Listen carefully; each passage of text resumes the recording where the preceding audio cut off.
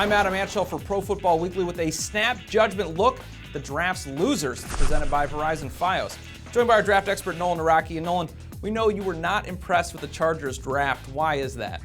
Well, what really stood out was the reach in the second round with JONAS MOUTON from Michigan. I thought that was way too high. I think he's a player that would have been available in the 5th or 6th round. And you look at the very top of their draft, LEGREE from Illinois. I thought he was a better fit in a 4-3 defense than a 3-4.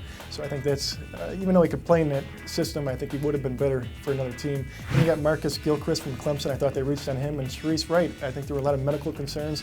I'm not sure he'll be a great pick at the end of the day. I think we were all surprised when we heard JONAS MOUTON's name. I think you had him rated way down on your board. To see him come off in the second round was a shock.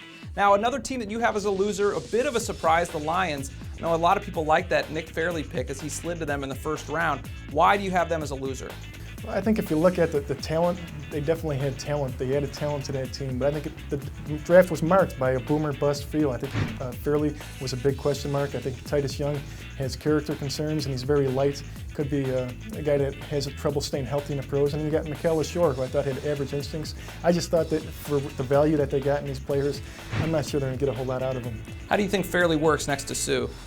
They could be dominant inside if they keep him motivated and stay on him, but the big question is, are they going to be able to get it out of him? And we'll see if they work well together. Another team that you had as one of the ones that was the losers from this draft, and I think a lot of people are saying the same thing, the Seattle Seahawks.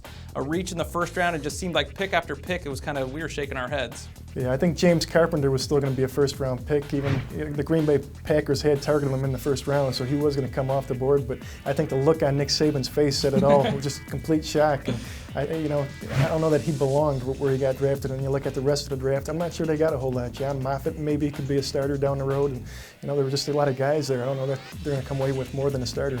Yeah, they certainly could use it. We know they won the NFC West last year, but still a lot of holes on that team they could have filled. That is a look at the losers from this year's draft. For the best draft coverage, be sure to follow us on Twitter or go to ProFootballWeekly.com.